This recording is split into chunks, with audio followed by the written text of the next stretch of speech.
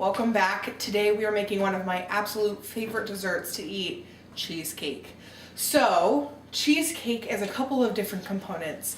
It's easier than you might think, but there are some tips and tricks that I can try to give you to help along the way. So, as far as cheesecake goes, you're going to need a springform pan. Most come in like 9-inch, you can do 11-inch, and I believe there is a 15-inch. So springform pan, you can get those at Bed Bath & Beyond, any place like that really. You are going to need 4 bricks of 8 ounces of cream cheese each. I use full fat cream cheese for sure. It does not taste the same when you use the third less fat or fat free. The consistency is different. You're going to need a 1.5 cups of white granulated sugar, 4 eggs. You can just crack those in a bowl. You do want to bring the eggs to room temperature if you have time. 3/4 of a cup of milk, and you are going to need a 1.5 sleeves of graham crackers, as well as 4 to 6 tablespoons of melted butter. You're going to mix those two things together with about a tablespoon of sugar and press that into the bottom of your springform pan and bake that for about 10 minutes until you get a crust that looks like this. So I did this last night. That's another great thing about this is that you can do the crust the day before and bake the cheesecake in it the next day. So this is just regular graham crackers, a little bit of sugar. I do usually throw in about a pinch of cinnamon and then melted butter. Bake that 350 about 10 to 15 minutes. Should be nice and golden brown and smell good. So as far as the base of your cheesecake, this is another one where you can do a lot of different things with it, but I found a recipe that has an excellent cheesecake base, so that's what I use no matter what. It is a New York style cheesecake, so there's no crust up the side. It's just on the bottom here, and then you see the beautiful white cheesecake and then whatever you put on top. It's delicious. So I have my 4 packages of 8 ounces of cream cheese in here. I have already mixed it together a little bit just to break that up and make it a little bit easier to incorporate. Again, if you don't have a stand mixer, you can absolutely use a hand mixer. Just attach your beater attachment. So to this, I'm going to gradually add the 1.5 cups of white granulated sugar until that's nice and smooth and creamy. So I'm just going to put it on low.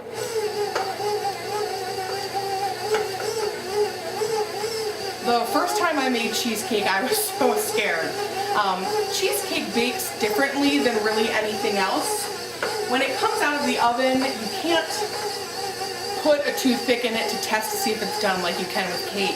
It is going to jiggle when you take it out of the oven, and that was probably the most nerve-wracking part for me. I do remember having a mini meltdown over my cheesecake after it came out because 10 minutes later it still wasn't set and I thought I underbaked it and I didn't want to make people sick. 10 minutes after that, it was absolutely perfect, and it's still probably the best cheesecake I've ever had and I've ever made. So we're just going to add in the rest of our sugar. If you have all your ingredients out here like this, it makes it a lot easier. Then you can just add things gradually. Add the rest of that. Don't be afraid to stop it and scrape down your beater because it does kind of get packed in there. Okay. So now that I have the sugar in, the next thing you want to add slowly is your 3/4 cup of milk. So you'll see the mixture start to loosen a little bit when you add the milk. You can use any kind of milk. I use 2%. I would not use like a skim milk. 2% just has a little bit more fat and a bit more body. You can certainly use whole milk. It's really whatever you prefer. So then once your milk is in, you can start to add your eggs. You want to add your eggs one at a time, and you want to watch your mixer. You want to incorporate it just so that that one egg is incorporated, then add the next. You do not want to overbeat at this step, because then you're not going to get that light, fluffy, silky cheesecake that you're used to.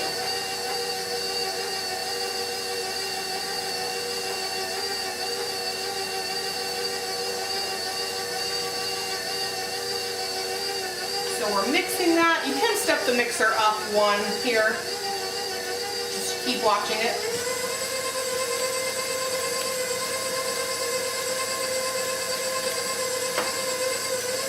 One egg left. It gets incorporated pretty quickly.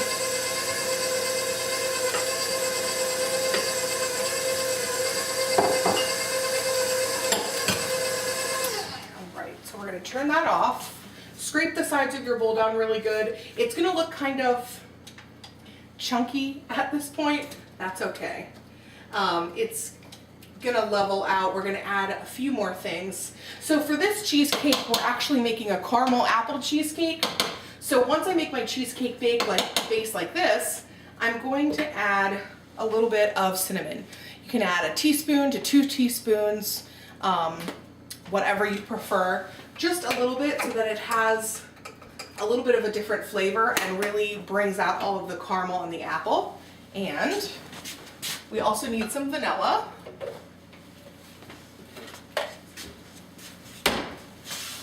About half a teaspoon to a teaspoon of vanilla. Again, you can use any extract you like. You can go without vanilla extract if you prefer. Mix that in.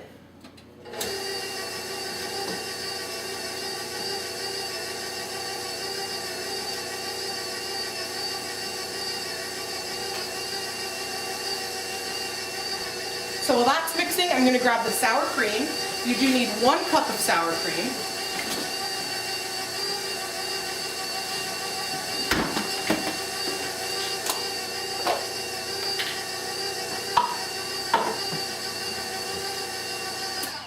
Already starting to smell good. I'm super excited. Sour cream is usually the ingredient that people don't realize is in cheesecake. This really helps with the texture. Makes it super rich and smooth. You can use light sour cream. You can use full fat sour cream, of course. But it is an element that makes it so, so good. All right, so let's add that in there. Now, the last thing that we need to add is just a little bit of flour. That is just enough that kind of binds it all together. And I will put the recipe down in the description below, as well as a link to my Facebook page and Instagram.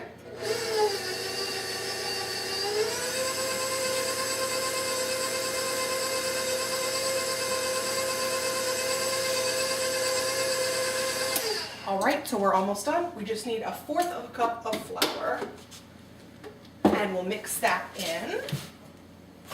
All-purpose flour is fine. You could use an unbleached flour. You could use a whole wheat flour. I think that would work out. Now, as soon as this base is done, we're going to pour it into the crust here. I like to bring it up to speed a little bit and get it nice and smooth.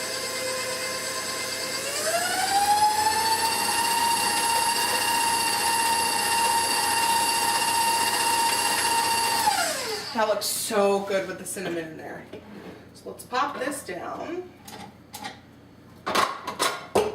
Take it out here. And you might notice there's still a few lumps and bumps. That's okay.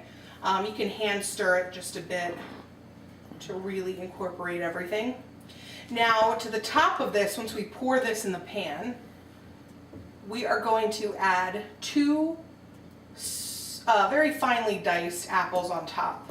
And the apples have just been tossed with a teaspoon of cinnamon. So, oh, this looks so good. All right, so we're gonna go right into the crust with this. It's gonna have really nice height. Makes for a very impressive cheesecake.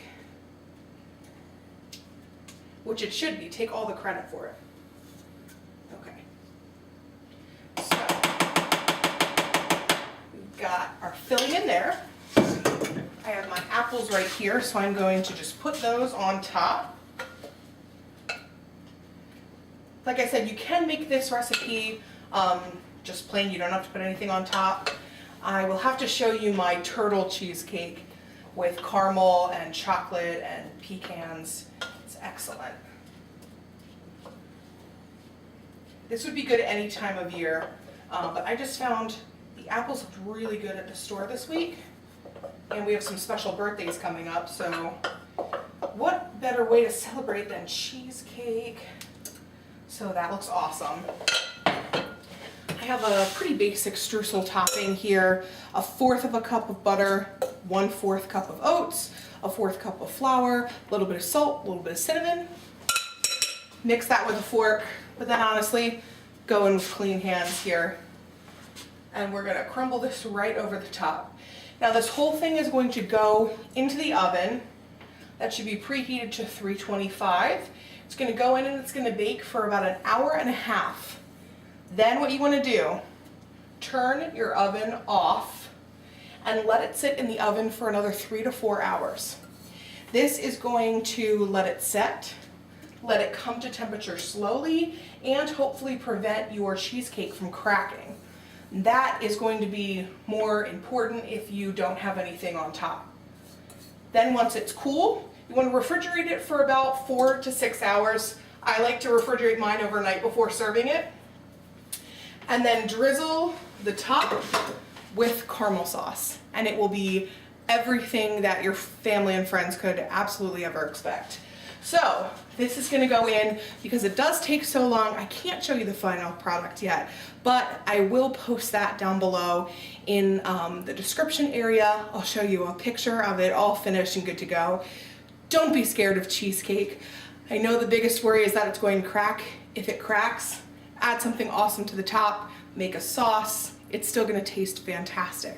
So into the oven with this for 1.5 hours, and then it's gonna stand there for another 3 hours.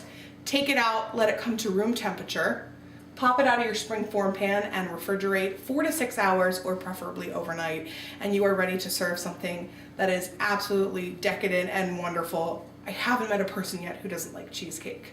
So I hope you enjoy this.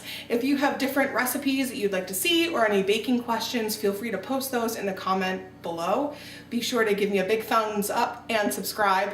Follow me on Facebook and Instagram, and I'll see you the next time we bake.